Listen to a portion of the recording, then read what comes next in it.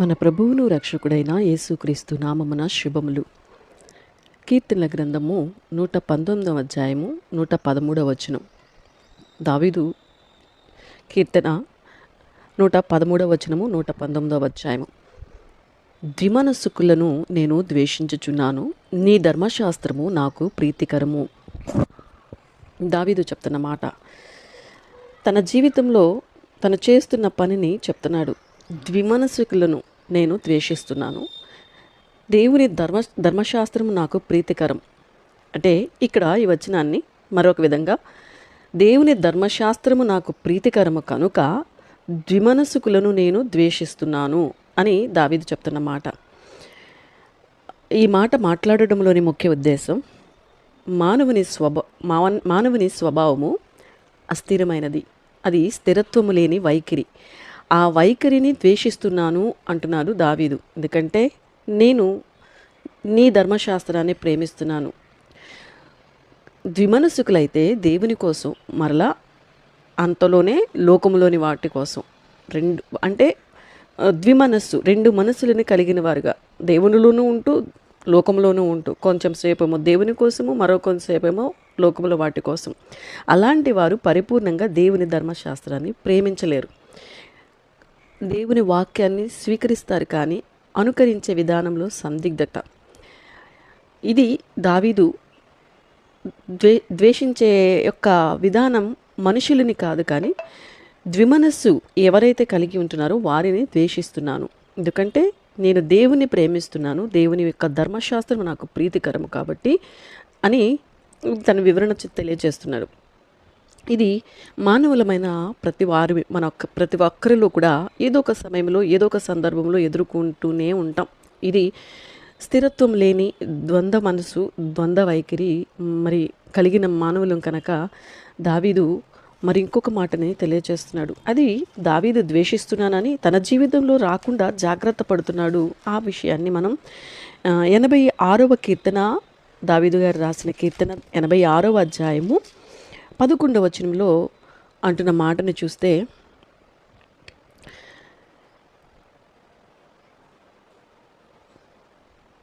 యెహోవా, నేను నీ సత్యమును అనుసరించి నడుచుకున్నట్లు నీ మార్గమును నాకు బోధింపుము. నీ నామమునకు భయపడునట్లు నా హృదయమునకు ఏకదృష్టి కలుగచేయము అని అడుగుతున్నాడు. యెహోవా, నీ సత్యాన్ని అనుసరించి నడుచుకున్నట్లు నాకు ఏకదృష్టి, నీ సత్యాన్ని అనుసరించి నడుచుకోవాలి, దానికి నాకు మార్గాన్ని బోధించు. నీ నామానికి నేను భయపడినట్లు నా హృదయానికి ఏకదృష్టి కలగచేయి. మనం కూడా ఆ ద్విమనస్సును ఎప్పటికప్పుడు వాక్యం ద్వారా సరిచేసుకోవాలి. దావీదు వలె దావీదు ద్వేషిస్తున్నాడు, తనలో లేకుండా, తనలోనికి ఆ ద్విమనస్సు రాకుండా దేవుణ్ణి ప్రార్థిస్తున్నాడు, దేవుణ్ణి అడుగుతున్నాడు. నీ నామానికి మాత్రమే భయపడినట్లు నా హృదయానికి ఏకదృష్టి కలగచేయి. ఈ హృదయము మోసకరమైనది, ఘోరమైన వ్యాధి కలిగినది. అందుకనే ఆ మోసకరమైన హృదయము ద్విమనస్సుని కలిగి ఉండే స్వభావాన్ని కలిగి ఉంది కాబట్టి తను దేవుని యొక్క ధర్మశాస్త్రాన్ని ప్రేమిస్తూ దేవుణ్ణి అడుగుతున్నాడు, నా హృదయానికి ఏకదృష్టిని కలగచేయి అని. మనం కూడా ఆ విధంగా వాక్యం ద్వారానే మనం సరిచేసుకోవాలి, లేకపోతే చాలా ప్రమాదానికి దారితీస్తుంది. అలా దారితీసిన సంఘటనలు మనం చరిత్రలో చూస్తాం. దేవుడు మోషేతో, నేను ఇశ్రాయేలుకి ఇస్తానన్న కనాను దేశమును దేవుడు వాగ్దానం చేసిన ఆ కనాను దేశాన్ని సంచరించి రావడానికి, దాన్ని చూసి దానిలో ఉన్న పరిస్థితులు, స్థితిగతులను చూడడానికి మరి మోషే పంపించడం. 12 గోత్రకర్తలను పంపిన వారు 40 దినములు ఆ దేశమును సంచరించి చూడాలని చెప్పినప్పుడు 12 గోత్రముల నుండి 12 మందిని ఎంపిక చేసి పాలు తేనెలు ప్రవహించే కనాను దేశంలోని సంచరించడానికి పంపించాడు. వారిలో 10 మంది ద్విమనస్సుకులై మాట్లాడిన మాటలు మనం చూస్తాం. మనకి చరిత్రలో మనం తెలుసుకున్న సంఖ్యాకాండంలో చూస్తాం. అది పాలు తేనెలు ప్రవహించే దేశమే అయితే ఆ పట్టణంలో నివసించే ప్రజలు బలవంతులు. నిజంగానే అది పాలు తేనెలు ప్రవహించే దేశం. దానిలో ఉన్న వనరులు కానీ, దానిలో ఉన్న మరి సౌలభ్యం కానీ, దాంట్లో ఉన్న ఆ యొక్క దేశం చాలా ఔన్నత్యమైనదే. దాని గొప్పతనాన్ని చెప్తూనే ఇంకొక మాట ఏమంటున్నారంటే, మేము సంచరించి చూచిన దేశము తన నివాసులను భక్షించు దేశము, దానిలో మాకు కనబడిన జనులందరూ ఉన్నత దేహులు, వారి ముందు మేము మా దృష్టికి మిడతల వలె ఉన్నాము, వారి దృష్టిలో కూడా అలాగే ఉన్నాము అని. అంటే వారి ముందు మమ్మల్ని మేము చూసుకుంటే మిడతల్లాగా ఉన్నాము, వారి దృష్టిలో కూడా అలాగే ఉన్నాము అని 10 మంది చెప్పిన మాట. వారిలో ఉన్న ద్విమనస్సు. దేశము మంచిదే, దేశం బాగుంది, కానీ అక్కడున్న ప్రజలు అలా ఉన్నారు, వాళ్ళ దృష్టికి మమ్మల్ని మేము చూసుకుంటే మిడతలలాగా ఉన్నాము మేము అని వాళ్ళు చెప్తే కాలేబు మాట్లాడుతున్నాడు. ఏక మనసుతో మాట్లాడుతున్నాడు. ఏకదృష్టితో చూశాడు కాబట్టే ఏక మనసుతో, ఒకే మనసుతో మాట్లాడుతున్నాడు.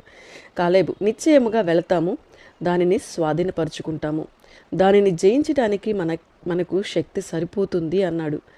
ఆ 10 మంది దానికి ఏకీభవించిన వ్యక్తి యెహోషువ కాలేబు మాట ఒకటి. వారు ఏకదృష్టితో చూచారు, వారు మాట్లాడిన మాట కూడా ఒకటే. ఆ 10 మంది అయితే మనకంటే బలవంతులు, మనము వారి మీదకి పోజాలము అని చెప్పినప్పుడు యెహోషువ కాలేబులు, యెహోవా మనయందు ఆనందించిన ఎడల ఆ దేశములో మనలను చేర్చి దానిని మనకిస్తాడు. ఆ దేశ ప్రజలను చూచి భయపడొద్దు, దేవుడు మనకి తోడై ఉన్నారు అని చెప్పారు. ఆ ఇద్దరు విశ్వాసముతో వారి హృదయములో ఏకదృష్టి కలిగి ఆ ఏకదృష్టితోనే చూశారు కాబట్టి వారు మాట్లాడిన మాటలు దేవుని మాటలను నమ్మి ఆ మాట మీద వారు విశ్వాసం ఉంచారు కనుక వారికి ఆ బలవంతులు బలహీనులుగా కనిపించారు. దావీదుకి గొల్యాతు ఎలాగైతే కనిపించారో వారికి కూడా ఆ బలవంతులు నిజంగానే వారు బలవంతులే, ఉన్నత దేహులు కలిగిన వారే, కానీ వారు బలహీనులుగా కనిపించారు. అలా కనిపించారు, వెళ్ళారు, విజయం పొందారు. మనం చూస్తాం వారు మాత్రమే, యెహోషువ కాలేబులు మాత్రమే కనాను దేశంలో పాలుపొందులు పొందారు. వారికి మాత్రమే ప్రవేశం కలిగింది. మన జీవితంలో మనము విశ్వాసంలో ముందుకు సాగిపోవాలని ఆశతో జీవిస్తున్నప్పుడు మనలోనూ మనతో ఉన్నవారిలో కూడా ఆ 10 మంది వంటి ద్విమనస్సు కలిగిన స్వభావం మనలో ఉంటుంది. అలాంటి ద్విమనస్సుకులు మనతో కూడా ఉంటారు కనుక చాలా అపరిమితంగా ఉండాలి.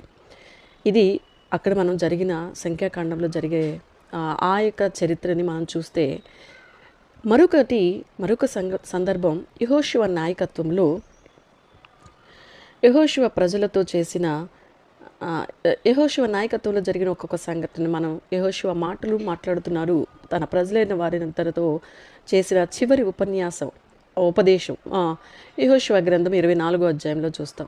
యెహోషువ మాట్లాడుతున్నారు. ఇశ్రాయేలు గోత్రములు వారందరినీ కూడా షికెములో పోగు చేసి జనులందరితో మాట్లాడుతూ దేవుడైన యెహోవా చెప్పినదేమనగా అని ఆరంభించాడు. ఆది కాలము నుండి నీ పితరులు అనగా అబ్రహామునకు నాహోరుకుని తండ్రి అయిన తెరహు కుటుంబీకులు నది అద్దరిని నివసించినప్పుడు వారు ఇతర దేవతలను పూజించారు. అయితే అక్కడ నుండి పితరుడైన అబ్రహామును తోడుకొని వచ్చి కనాను దేశమందు సంచరింపచేసి తన సంతానాన్నంతటిని కూడా విస్తరింపచేసి అతనికి ఇస్సాకునిచ్చాడు. ఇస్సాకుకి యాకోబు ఏశావులనిచ్చాడు. మరి ఆ ఇస్సాకు సంతానములో నుండి యాకోబుని ఏర్పాటు చేసుకొని అతని సంతానమును ఐగుప్తులు వారు అందరూ కూడా వ్యాప్తి చెందారు. ఐగుప్తు దాస్యము నుండి విడిపించడానికి మోషే అహరోనును పంపి ఐగుప్తులని హతము చేసి వెలుపలికి రప్పించాడు అని అరణ్యములో ఇశ్రాయేలీలు కాపాడబడి కనానులో చేరిన ఆ ఉదాంతమనంతటిని కూడా జ్ఞాపకం చేస్తూ ఆ 24వ అధ్యాయంలో జ్ఞాపకం చేస్తూ యెహోషువ 13వ వచనంలోకి ముగించి 14వ వచనంలో వివరించిన ఆ యొక్క వివరణ అంతటిని వివరించిన తర్వాత ఒక మాట అంటున్నాడు 14వ వచనంలో, మీరు యెహోవా యందు భయభక్తులు కలవారై ఆయనను నిష్కపటముగాను సత్యముగాను సేవించుచు మీ పితరులు నది అద్దరిని ఐగుప్తులో సేవించిన దేవతలను తీసివేసి యెహోవాని మాత్రమే సేవించాలి. అలా సేవించటం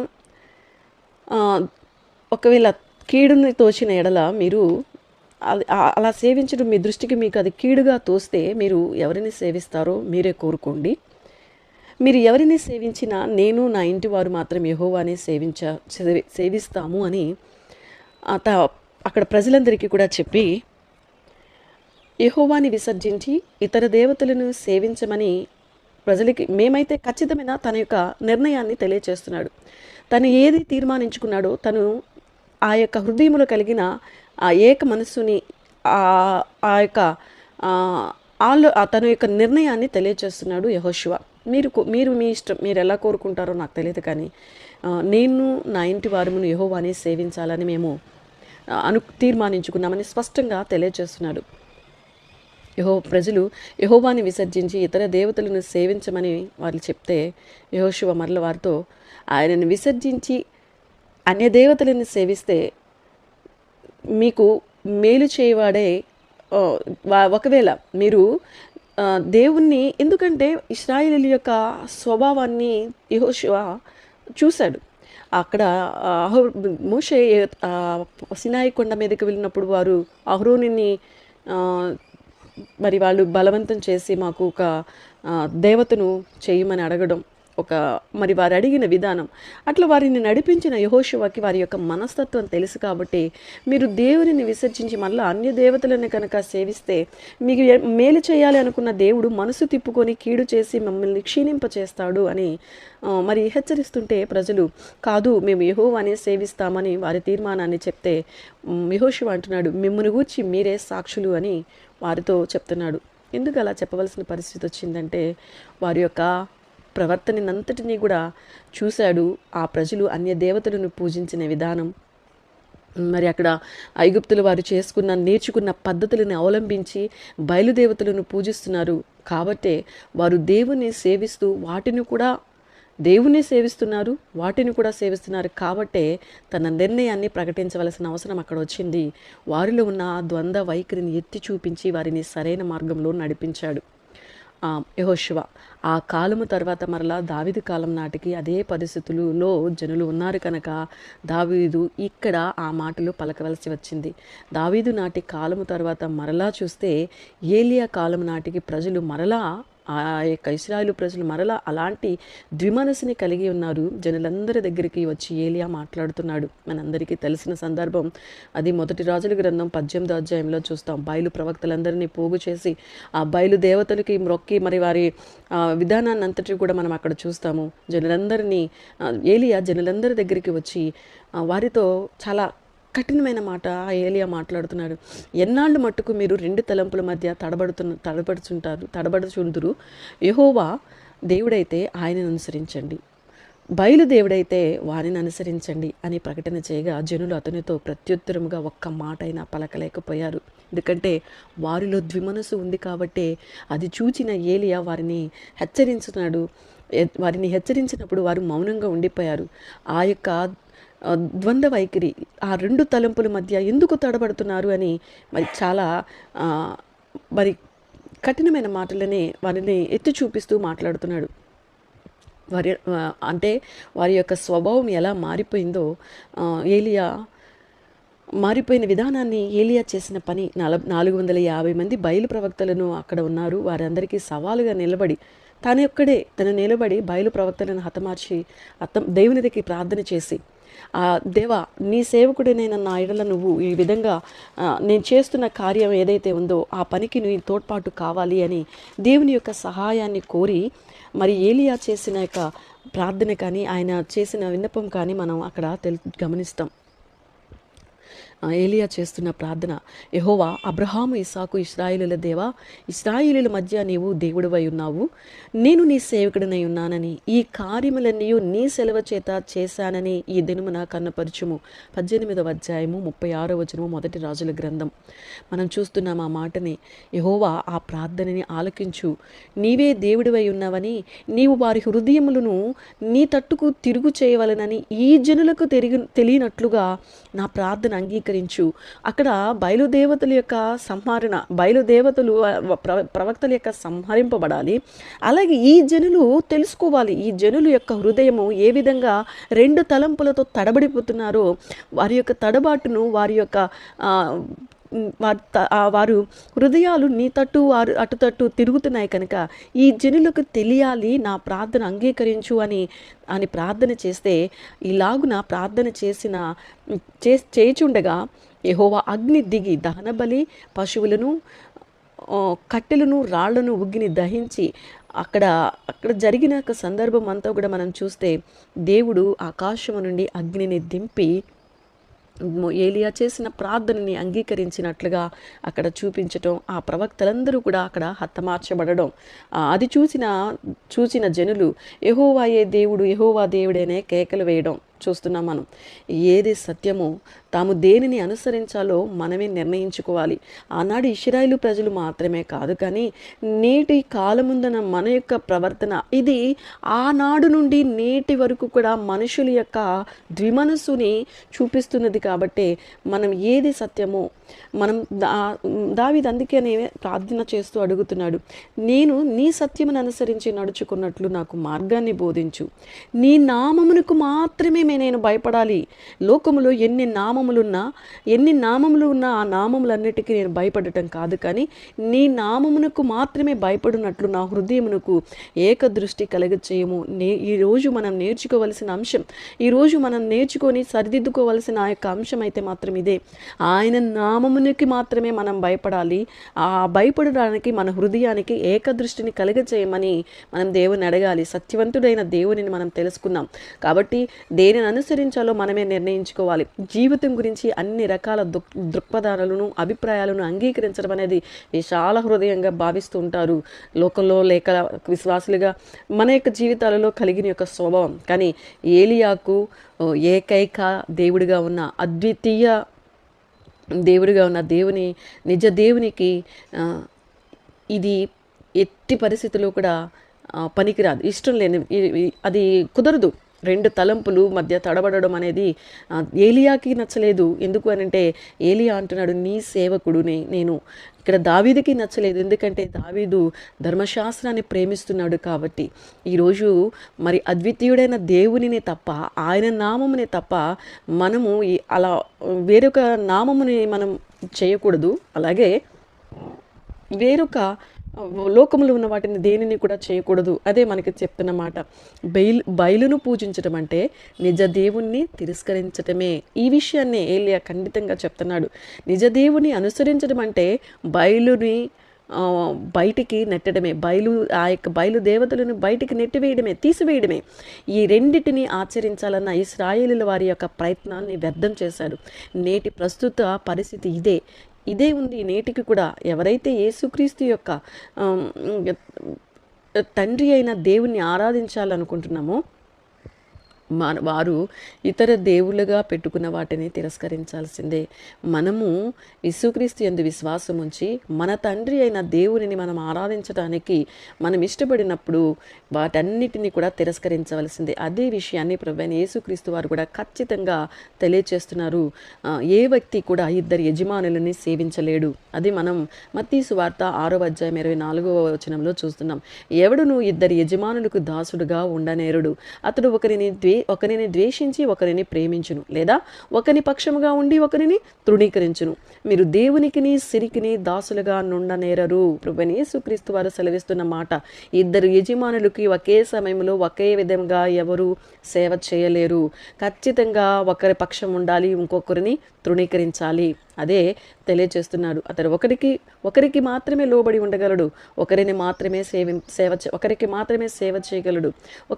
ఒక యజమానిని వదులుకోవాలి, మరొక యజమానిని ప్రేమించాలి లేక సేవించాలి. అంతే. ఏ వ్యక్తి అయినా అది మాత్రమే చేయగలడు. ఒకే సమయంలో ఒకే రీతిగా ఇద్దరిని వెంబడించలేడు. ఒక యజమానికి పూర్తిగా అంకితమైతే మరొకరిని చిన్న చూపు అంటే తృణీకరించినట్లే, అనగా ప్రాధాన్యత లేనట్లే. అదే ప్రభువైన యేసుక్రీస్తు వారు స్పష్టంగా చూపిస్తున్నారు. దేవునికిని సిరికిని సేవ చేయలేరు. ఒకటి దేవుడు, రెండవది ఈ లోకం. మనం తెలుసుకోవాల్సిన పరమార్థం ప్రభువైన యేసుక్రీస్తులోని మాట. సిరి సంపదల సహాయముతో మానవులని బానిసలుగా చేసుకునే ప్రయత్నము మన శత్రువైన అపవాది చేస్తున్నది. అలాగే ఆ యొక్క అపవాది చేస్తున్న దానికి మనకి శత్రువుగా ఉన్న ఈ యొక్క శరీరం లోబడిపోతుంది. ఈ రెండిటిని మనము చూసుకోవాలి. అపవాది మనల్ని ఏం చేస్తుందంటే సిరి సంపదలు అంటే ఈ లోకంలో ఉన్న వాటిని మనకి చూపిస్తూ మనల్ని బానిసలుగా చేసుకునే ప్రయత్నమేమో శత్రువుగా ఉంటున్న అపవాది చేస్తే, రెండవ శత్రువుగా ఉంటున్న అపవాది యొక్క చూపించే దానికి మనం లోబడిపోతున్న మన యొక్క శరీరం, ఈ శరీరాన్ని కూడా మనం జాగ్రత్త పెట్టుకోవాలి. రెండిటి విషయంలో అపరిమితంగా ఉండాలి. ప్రభువైన యేసుక్రీస్తు 40 దినాలు ఉపవాసం ఉండి ఆకలి కొన్నాడు. దాన్ని అదునుగా చూసుకొని అపవాది శరీర బలహీనతను గుర్తు చేస్తూ అవసరమైన ముఖ్య విషయాన్ని ముందు పెట్టి రాళ్ళు రొట్టెలుగా ఆకలిగా ఉన్నావు కదా, రాళ్ళు రొట్టెలుగా చేసుకోమని సలహా చెప్తుంది. యేసుక్రీస్తుని నాశనం చేసేందుకు, దేవుని ప్రణాళిక నుండి తప్పించేందుకు సాతాను చేస్తున్న ప్రయత్నం చూడండి ఎలా ఉందో. కానీ ప్రభువైన యేసుక్రీస్తు వెంటనే మనుష్యుడు రొట్టె వలన మాత్రమే కాదు, కానీ దేవుని నోట నుండి వచ్చే ప్రతి మాట వలన బ్రతుకుతాడు. మరి ఇక్కడ మనం చూస్తున్న మాట అదే. ఆ మాటని మనకి ప్రభువైన యేసు జ్ఞాపకం చేస్తున్నారు. విశ్వాసులమనేవారు ఎవరైనా సరే, ఎంతటి వారైనా సరే, ఏ విధమైన ఈ లోక సంబంధమైన సిరి సంపదలను అనగా లోకములో ఉండే శరీరాశ, నేత్రాశ, జీవపుడంబం అనే వలలో చిక్కబడకుండా, వాటిని సేవించకుండా దేవుణ్ణి మాత్రమే సేవించాలి. అలా కాకుండా వాటిని సేవిస్తూ దేవుని కూడా సేవిస్తున్నామని చెప్తే తప్పక మనల్ని మనం మోసం చేసుకున్నట్లే. దేవుని సేవించడం అంటే మిగతా వాటిని సేవించడానికి పూర్తిగా వ్యతిరేకమైనది. మన చుట్టూ ఉన్నవారు అలాంటి వారు ఉన్న వారికి మనం దూరంగా ఉండాలి. అది మనలో ఉన్న మనం తీసివేసుకోవాలి అనేది మనకి తెలియజేస్తున్నారు. మనం వాక్యాన్ని ప్రేమిస్తే మనము ద్విమనస్సును ద్వేషిస్తాం. దావీదు, నీ ధర్మశాస్త్రాన్ని నేను ప్రేమిస్తున్నాను కాబట్టి నేను ద్విమనస్సుకులను ద్వేషిస్తున్నాను అంటున్నాడు. అక్కడ ఒకే పని చేయగలుగుతున్నాడు. దేవుని ప్రేమిస్తున్నాడు, దేవునికి నచ్చని విషయాన్ని ద్వేషిస్తున్నాడు.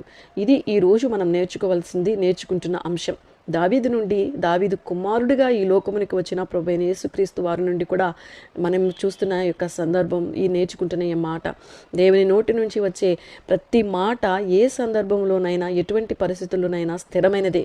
ఆ స్థిరమైన మాట మనలో విశ్వాసమును పెంపొందించి ఆయనకి మరింత దగ్గరగా చేస్తుంది. కనుక ఆ మాట నాకు ప్రీతికరము అంటున్నాడు, ఆ వాక్యము నాకు ప్రీతికరము అంటున్నాడు దావీదు. బాహ్యంగా మన తోటి వారిని మనం సంతోషపెట్టాలని ప్రయత్నిస్తాం. అంతరంగం ఎలా ఉన్నా పర్వాలేదు, అది ఎవరికి తెలియదని భావిస్తాము. మనలో అని మనం అనుకుంటాం. ఎదుటి వాళ్ళు మన పక్కనున్న వాళ్ళని సంతోషపెట్టడం కొరకు మనం ఏమో ద్విమనస్కులతో ఉంటాము, లేదా లోకాన్ని ప్రేమిస్తూ ఉంటాము, దేవుని కూడా ప్రేమిస్తూ ఉంటాం. కానీ మనలో తలంపు పుట్టక మునిపే దేవుడు మన ఆలోచనలు, మన తలంపులు, మన మనసుని ఎరిగినవాడు. అందుకే దావీదు సొలొమోనుతో మాట్లాడుతూ, దేవుడైన యెహోవా అందరి హృదయాలను పరిశోధించేవాడు, ఆలోచనలన్నిటినీ, సంకల్పములన్నిటినీ ఎరిగి ఉన్నాడని సొలొమోనుతో మాట్లాడుతున్న చివరి మాటలో దావీదు చెప్తున్నాడు. అస్థిరత్వం అనేది మానవ నైజం. అది మనిషి ఆలోచనలలో, మాటలలో, చేతులలో కూడా నిలకడలేని తనాన్ని కనపరుస్తూ ఉంటుంది. దీనికి ప్రధాన కారణం ద్విమనస్సు. ఒకే విషయంపై 2 రకములైన అభిప్రాయాలు అస్థిరతకు కారణం అని దేవుని వాక్యం తెలియజేస్తుంది. విశ్వాస జీవితానికి ప్రత్యేకమైనది విశ్వాసం. అందుకే విశ్వాసం లేకుండా దేవునికి ఇష్టలుగా జీవించటం అనేది అసాధ్యం. అది ఆ విశ్వాసము ఎలా ఉండాలి అని అంటే, ఆయన మాట వినడం వలన విశ్వాసము కలుగుతుంది. ఆ వినిన మాట మనల్ని బ్రతికిస్తుంది, జీవింపచేస్తుంది. అది మనం ఆ క్రియని మనము పెంపొందించబడాలంటే, క్రీస్తుని గురించిన మాట వినడానికి మనం ప్రీతికరంగా అది ఉండాలి మన జీవితానికి. అది మనం దాన్ని ప్రేమించే వారంగా ఉండాలి. దేవుని వాక్యము మన తలంపులను, ఆలోచనలను పరీక్షిస్తుంది కనుక దేవుని వాక్యముతో మన ఆలోచనలు, తలంపులు నింపబడితే ఆ హృదయానికి కావలిగా ఉంటుందని పౌలు పిలిపిలికి రాసిన పత్రికలో చెప్తూ ఉన్నారు. ఆ మాట మన తలంపులకి, మన హృదయానికి ఆ వాక్యము కావలిగా ఉంటుంది. దేవుని దగ్గరికి వచ్చే వ్యక్తి దేవుడు ఉన్నాడని, దేవుణ్ణి వెతికే వారికి ఆయన ఫలము దయచేస్తాడని నమ్మాలి కదా అని మాట మనం హెబ్రీ పత్రికలో చదువుతున్నాం. నమ్మిక అన్నిటినీ సాధ్యం చేస్తుంది. అపనమ్మకము దేవుణ్ణి అబద్ధికుడు అనడాన్ని, అపనమ్మిక అనేది దేవుడు అబద్ధికుడు అనడం, ఆయన సామర్థ్యం, ఆయన యొక్క శక్తిని మనము సందేహించడం అంటే దేవుని గుణగణాల మీద, ఆయన మాట అనగా వాక్యం మీద నమ్మకం లేకుండా నమ్మకానికి అపనమ్మకానికి మధ్య కొట్టుమిట్టాడమే. సందేహించువాడు దేవుని గురించి, ఆయన వాక్యమును, ఆయన మాటను గురించి తన వ్యవహారాలన్నిటిలో నిలకడగా ఉండలేడు. అతను ఎప్పుడు కూడా రెండు వైపులకి లాగబడుతూ ఉంటాడు. అతని ఆలోచనలు, ఉద్దేశాలు, లక్ష్యాలు స్థిరంగా ఉండవు. దేవుని సంకల్పం పట్ల అతనికున్న అంకిత భావం స్థిరంగా ఉండదు. అతనికి ద్విమనస్సు ఉండడమే అతనికున్న సందేహాలకి కారణం. అందుకే దావీదు దేవుని అలా ప్రార్థన చేసి అడుగుతున్నాడు, దేవా, నీ సత్యాన్ని అనుసరించి నడుచుకోవడానికి నీ మార్గాన్ని నాకు బోధించు, నీ నామానికి నేను భయపడినట్లు నా హృదయమున ఏకదృష్టి కలగచేయి అని అడుగుతున్నాడు. నేడు విశ్వాసి యొక్క జీవితంలో ఎప్పుడో ఒకసారి సందేహించే పరిస్థితికి గురవుతూ ఉంటాం. ఈ దుష్ప్రేరణను ఎదిరించాలి. ఈ లోకములోను మనం ఉన్నప్పుడే దాన్ని సరిచేసుకోవాలి. దేవుడు తను చెప్పింది తప్పక చేస్తాడన్న సత్యాన్ని నమ్మి మనం స్థిరంగా ఉండాలి. అదే దావీదు అడుగుతున్నాడు. మనం చూస్తున్న మాటలను బట్టి దేవుని నుండి ఏదైనా యాకోబు గారు ఆ మాటలని యాకోబు రాసిన పత్రిక 1వ అధ్యాయము 7-8 వచనాల్లో మనం చూస్తుంటున్నాం. ఆయన అంటున్న మాటలు, అలాంటి ద్విమనస్సు కలిగిన వాడు సమస్త మార్గముల యందు అస్థిరుడు అని చెప్తున్నాడు. వారిని మనము ద్వేషించాలి. అది మన హృదయంలో ఉండకూడదు. ఎందుకంటే అది భక్తి జీవితానికి చాలా ప్రమాదకరమైనది. దేవుని నుండి ఏదైనా పొందుకోవాలి అని అంటే ఏమాత్రము సందేహింపక విశ్వాసంతో అడగాలి. అలా కాకుండా సందేహించు వారు ఎలా ఉంటారో చెప్తున్నారు యాకోబు గారు. ప్రభువైన యేసుక్రీస్తు సహోదరుడైన యాకోబు ఆ పత్రికలో తెలియచేస్తూ, గాలి చేత రేపబడి ఎగరబడు సముద్ర తరంగమును పోలి ఉంటును. అట్టి మనుషుడు ద్విమనసుకుడై తన సమస్త మార్గములందు అస్థిరుడు కనుక ప్రభు వలన తనకేమైనా దొరుకునని తలంచుకొనరాదు. అనుమానమే లేకుండా నమ్మకంతో అడగాలి. సందేహించే వ్యక్తి గాలికి ఎగరపడి కొట్టుకుని పోయే సముద్రపు అల ఎలా ఉంటుందో తన ప్రవర్తన అంతటిలో నిలకడలేని ద్విమనస్సుకుడు కనుక అతనికి దేవుని వలన ఏమైనా దొరుకుతుంది అని అనుకోకూడదు. అందుకే మనకు చెప్తున్నారు, సందేహం లేకుండా మన ప్రార్థనకి జవాబు రావాలంటే అది అత్యంత అవసరమైనది వాక్యమే. అది ఏలియాలో మనం చూస్తున్నాం. ఏలియా సందేహం లేకుండా, ద్విమనస్సు అనేది లేకుండా ఏక దృష్టి కలిగిన వాడే ఏక మనసుతో దేవుని ప్రార్థించాడు. దేవుని నుండి పొందుకున్నాడు. దేవుని వాగ్దానాలను, ఆయన గుణగణాలను ధ్యానిస్తూ ఉండడమే ఆయనకు తన సంకల్పానికి పూర్తిగా మనం కట్టుబడి ఉండినట్లు. మనం ఆయన మాటని ప్రేమించాలి. ఆయన మాటలను ప్రేమించేవారు తొట్టిల్లరు అని దావీదు మరలా అది 119వ కీర్తన 165వ వచనంలో అంటారు, నీ ధర్మశాస్త్రమును ప్రేమించే వారికి ఎంతో నెమ్మది కలుగుతుంది. వారు తొట్టిల్లిపోవడానికి కారణమేమీ ఉండదు. దేవుని ధర్మశాస్త్రమును, దేవుని వాక్యాన్ని ఎవరైతే ప్రేమిస్తారో వారికి ఎంతో నెమ్మది ఉంటుంది. తొట్టిల్లిపోవడానికి కారణమేమి ఉండదు. ఏలియా వాళ్ళని అడుగుతున్నాడు, ఎంతకాలం రెండు తలంపుల మధ్య తడబడతారు? ఆ తడబాట అనేది లేకుండా ఉండాలి అని అంటే దేవుని వాక్యాన్ని ప్రేమించాలి. అలా ప్రేమించినప్పుడు తొట్టిల్లడానికి కారణమే ఉండదు అని మనం చూస్తున్నాము. దేవుని యొక్క భక్తుల ద్వారా వారి యొక్క భక్తి జీవితంలో మనకు చూపిస్తున్నారు. దేవుని యొక్క ఆశ, దేవుని యొక్క ఉద్దేశం, దేవుని యొక్క కోరిక ఏంటి అనుకుంటున్నప్పుడు యాకోబు గారు తెలియజేస్తున్న ప్రాముఖ్యమైన విషయాన్ని మనం చూస్తే, యాకోబు గారు చెప్తున్న 1వ అధ్యాయము 18వ వచనంలో చూసినప్పుడు, దేవుడు తాను సృష్టించిన వాటన్నిటికంటే మనము ప్రథమ ఫలముగా ఉండాలని తన సత్యవాక్యం వలన మనలను తన సంకల్పం ప్రకారం కన్నాడు అని యాకోబు గారు 18వ వచనంలో చెప్తున్నారు. మనము సత్యవాక్యము ద్వారా, అంటే మనల్ని కన్న మన తండ్రిలో ఏ చంచలత్వమైన గమనాగమనముల వలన కలిగి ఏ ఛాయ అయినా ఆయనలో లేదు. ఆ తండ్రి స్వభావం, మన తండ్రి స్వభావం, అది తండ్రి అయిన ఆయన స్వభావాన్ని కలిగిన తన పిల్లల వలె మనం ఉండాలి అని అంటే మనలో చంచలత్వమైనా కానీ గమనాగమనముల వలన కలిగే ఏ ఛాయ కూడా మనలో ఉండకూడదు అని దేవుడు తన సత్యవాక్యము ద్వారా, అనగా ప్రభువైన యేసుక్రీస్తు ద్వారా మనల్ని కన్నాడు. తన కుమారుని వలె మనము ఆయన పోలికలోనికి మార్చబడి తండ్రి ఆశను నెరవేర్చే వారంగా ఉందాం. దేవుడు అట్టి కృప మనందరికీ దయచేయును కాక. ఆమేన్.